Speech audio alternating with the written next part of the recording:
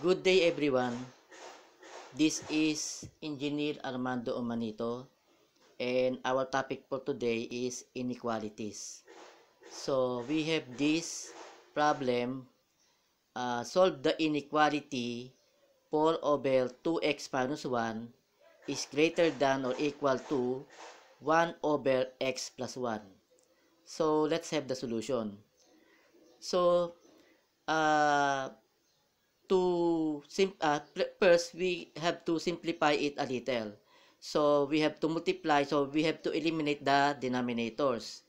So we will multiply this by quantity 2x minus 1 and quantity x plus 1. So both sides multiply by these two factors. So upon multiplying, so the left side will give 4 multiplied by x plus 1 because this will be cancelled out, yung the 2x minus 1. And then on the right side, we will have 1 multiplied by 2x minus 1 because this x plus 1, quantity x plus 1 will be cancelled out. So simplifying this, we have 4 multiplied by x is 4x plus 4 times 1 is 4 is greater than or equal to, so 1 times 2x is 2x and 1 times negative 1 is minus 1 or negative 1. So simplify, so 4x minus 2x, so transpose 2x to the left side, we will have 2x. So greater than or equal to, so negative 1 transpose positive 4 will become negative 4 or minus 4. So 2x is greater than or equal to negative 1 and negative 1 and negative 4 will become negative 5. So x therefore, divide this by 2, x is greater than or equal to negative 5 over 2 or negative 2.5. So also we have to use this factor 2x minus 1.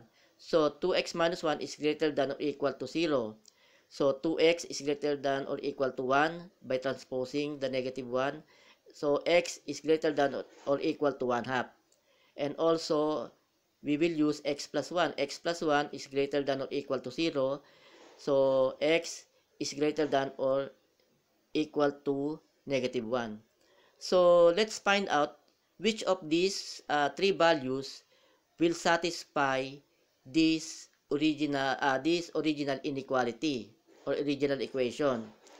So we will tabulate the values using our tabulated solution method.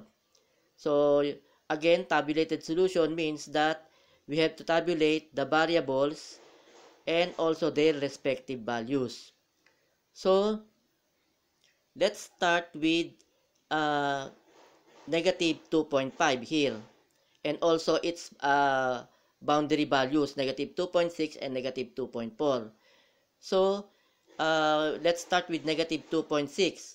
So if we will substitute negative 2.6 here in the left side, it will give us a value of negative 0.645.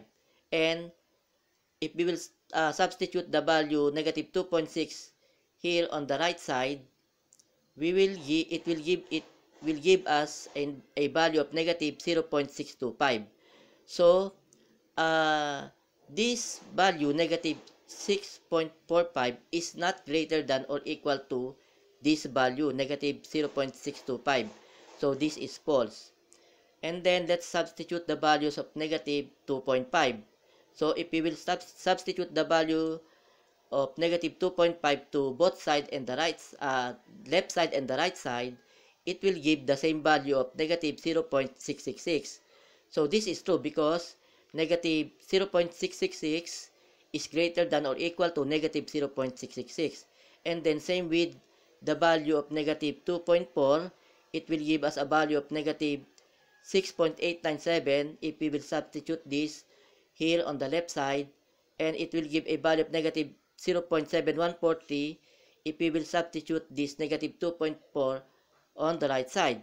So this value negative 2.4 will satisfy this inequality because wait. Okay, because this value, negative 0.6897, is greater than this negative higher value. So, this value, negative 2.4, will satisfy this inequality. So, let's use the value of negative 1 here. Negative 1 and its boundary values of negative 1.1 and negative 0.9. So, if we will substitute the value negative 1.1, this will give us a value of negative 1.25 on the left side and negative 10 on the right side. So, this is true because negative 1.25 is greater than or equal to negative 10. So, but if we will substitute the value of negative 1 or negative 1.0, it will give us a value of negative 1.333 here on the left side and a value of infinity here on the right side. So, this is not true because a negative value is not greater than or equal to a value of infinity. So, the same with boundary value of negative 1. So, let's try negative 0.9. So, negative 1.4286 is not greater than or equal to positive 10. So, this is false. So, also continue with 0.4 and then 0.5 for this value, 1/2, and then the boundary value 0.6. Okay. So, upon substituting all these values, we found out that this one will satisfy the inequality here. So, x greater than or equal to negative 2.5 will satisfy this inequality. And then, if x is greater than or equal to 1/2, will also satisfy this inequality.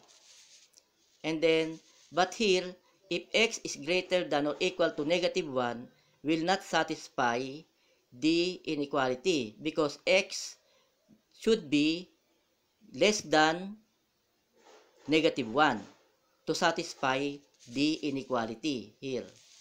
So, summarizing our table of values and plotting it in our number line, we can therefore conclude that the value of x that will satisfy the inequality should be x should be greater than or equal to negative 2.5 but should be less than negative 1. And the other answer that will satisfy the inequality should be x should be greater than or equal to 0.5. So, again, that's all for today and I hope that you learned something in our lesson. This is Engineer Armando Omanito. Until next time, and may God bless us all.